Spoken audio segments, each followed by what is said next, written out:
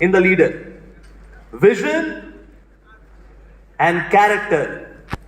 तो जैसे विवेक जी बोलते हैं please vision, please everyone, vision, character, vision, character दोनों होने चाहिए। लेकिन अगर दोनों में से कोई एक कॉम्प्रोमाइज करना पड़ जाए लीडर को, a leader can compromise vision but can not character. Character गया तो सब गया।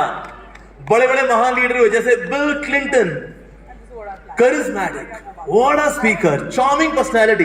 लेकिन आज अगर मैं नाम लेता हूं बिल क्लिंटन तो मन में एक नाम अपने आप आ जाता है, मोनिका लेविन्स्की।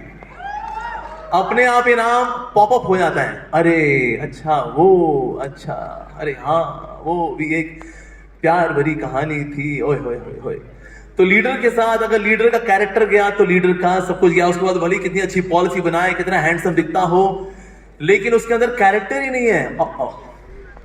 तो अक्सर हम देखते हैं लोगों का जब कैरेक्टर थोड़ा वीक होता है तो ऐसे लोग बहुत अच्छा बोलते हैं तो लोग इंप्रेस करते हैं, लेकिन लीडर के अंदर उसका कैरेक्टर नहीं हुआ तो कुछ नहीं है उसके अंदर। Like if you have only talent, being a leader, if you have only talent, that leads to arrogance. If you have only talent. लेकिन टैलेंट के साथ अच्छा एटीट्यूड भी हो, then you become very malleable, you become very flexible, क्योंकि आपके पास अच्छा attitude भी है। But if you have talent plus good attitude plus good character, then you become trustworthy. What do you become? Trustworthy. And in case you have got talent plus good attitude, plus good character, plus blessings, that makes you capable. तो चार ingredients हैं of a loyal character. First one is having a talent plus great attitude. Third one is character, and fourth one is blessings. So having good character is so very important. Like Lord Shri Ramchandra, जो super नखा आई थी अपनी नखा कटाने के लिए, so Lord Ramchandra was not allured, and similar value was there in Hanuman ji as well. जब लंका का bridge बन रहा था तो फिर रावण को पता लगा अरे ये लोग ब्रिज बना रहे हैं, तो एक मरमेड यानी कि जल परी थी, उसको बोला कि यार नीचे जा तोड़ फोड़ दे इनका ब्रिज। तो गई, वो तोड़ने फोड़ने के लिए गई और वहां पर Hanuman ji he was there guarding the bridge।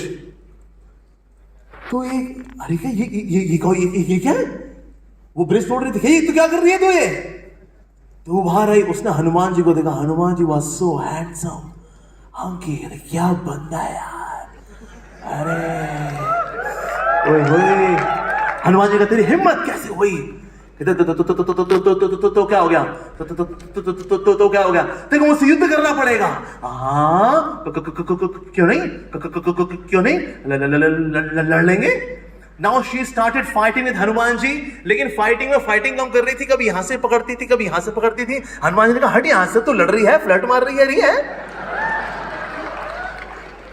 तो फिर हनुमान जी ने कहा I am servant of Shri Ram का दास था, हूं और रहूंगा, दफाओ यहां से।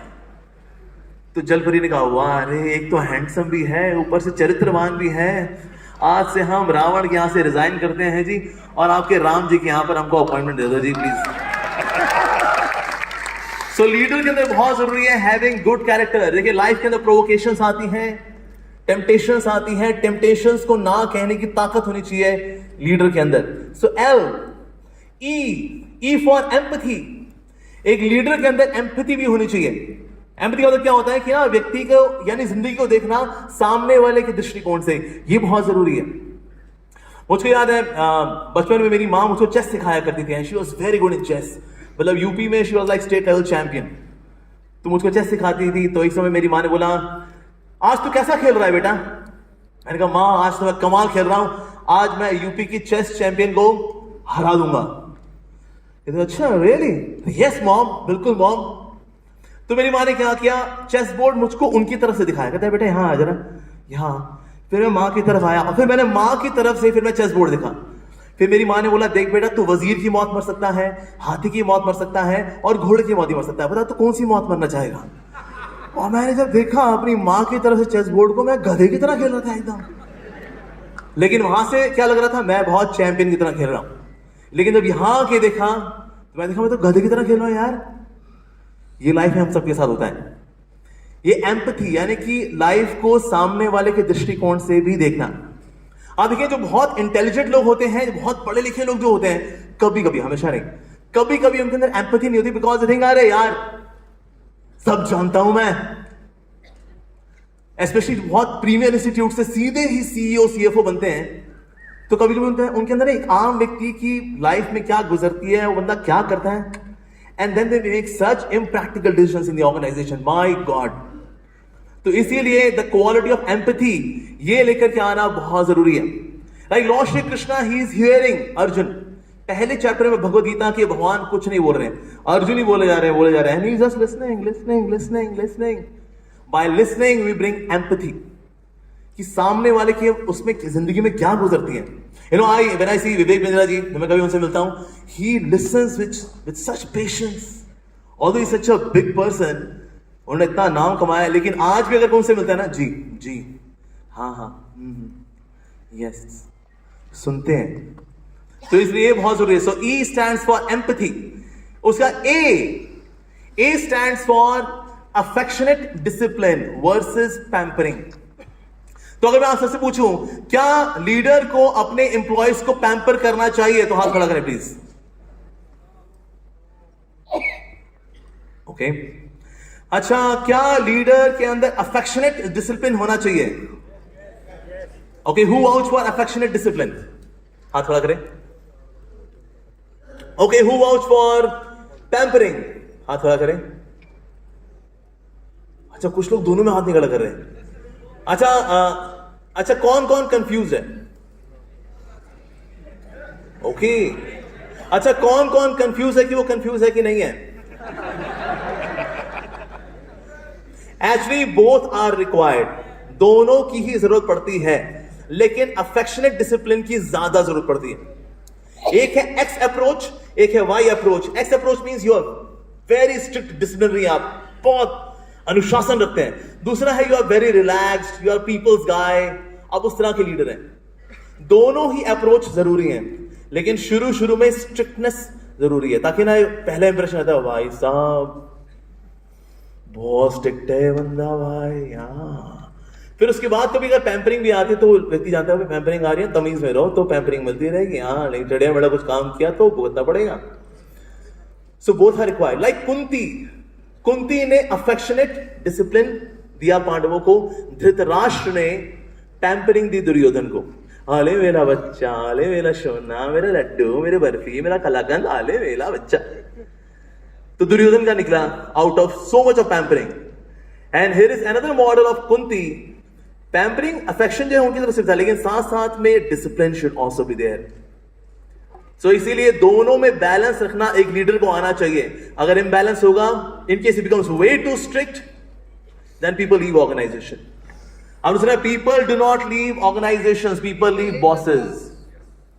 यार सर ऑर्गेनाइजेशन बहुत बढ़िया सर, लेकिन ये घटिया आदमी जो मेरा बॉस बन गया है ना, ये बहुत बासा है, बहुत बास मारता है, उसका चरित्र बहुत बास मारता है, उसकी बातचीत बहुत बास मारती है, ऐसा। So people do not leave organisations, people live bosses. जैसे एक और कहावत है about the corporates, the shit flows from the top. सुना आपने? The shit flows from the top, but nectar also flows from the top.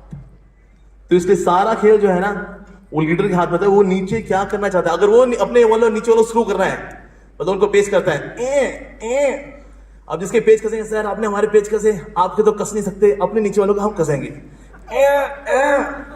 और नीचे वाले कहते हैं सर इनके तो कस नहीं सकते, चलो हम इनके नीचे वाले कसते हैं। In this way entire organisation is screwed. My God. So इसीलिए it's very important whether shit flows from the top और nectar flows from the top, ये चॉइस है आपकी। ठीक है जी। सो LEA आएगा। फिर D stands for demonstrative education। Demonstrative education का मतलब है कि जो वैल्यूज आप चाहते हैं कि आपके साथी के अंदर हो, आपके साथ काम करने वाले में हो, आपके अंडर काम करने वालों के अंदर हो, वो क्वालिटीज आपको डिमॉन्स्ट्रेट करनी पड़ेंगी अपने अंदर इन सुपरलेटिव डिग्री। तो फिर आपके पास ऐसी लोग आके जुड़ेंगे।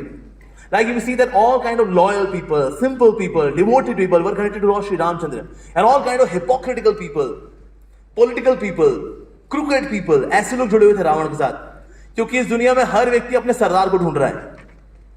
कहता हम लोग पॉलिटिकल हैं यार, को पॉलिटिकल आगे मिल जाए, कहता है मिल गया भाई, आ जाओ इससे जुड़ जाए. सर आपको देख के बड़ी इंस्पिरेशन मिलती है सर, आप पॉलिटिकल है सर, अब तो हमारे बाप है सर, आप पॉलिटिक्स तो सर, हमको अपने साथ जोड़ लीजिए सर, बस देखे फिर हम क्या से क्या मचा देंगे दुनिया के अंदर. और जितने सिंपल हार्टेड लोग हैं, काइंड लोग हैं, मेहनती लोग हैं, पंक्चुअल हैं, ऐसे लोग भी अपने लीडर को ढूंढ रहे होते हैं. So the kind of people we want to work with, we are to demonstrate that value in our own character. और ये लोग अपने आप ढूंढ लेते हैं. इसको बोलते हैं द लॉ ऑफ मैग्नेटिज्म, यानी कि आप जैसे होते हैं वैसे लोगों को आप आकर्षित करते हैं. And that's why we see that all those who are very simple people, उनके साथ कॉम्प्लिकेटेड लोग ना जमते नहीं. कहते ये अजीब आदमी है यार, अजीब ही आदमी है. और सिंपल व्यक्ति के लिए कॉम्प्लिकेटेड व्यक्ति क्या है? अजीब आदमी है यार, अजीब आदमी. So the kind of values we expect, we should personify them. हमें खुद अपने चरित्र के अंदर उसको चरितार्थ करना चाहिए. That's what's required.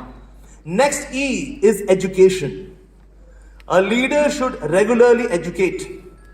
क्योंकि जितने भी लोग हमारे साथ काम करते हैं उनके अंदर एटीट्यूड भी होना चाहिए, नॉलेज भी होनी चाहिए, और साथ में स्किल्स भी होनी चाहिए. All the three are required. और अगर किसी की कमी है इनमें से किसी सामने वाले के अंदर, उसको वो आगे इंपार्ट करना चाहिए.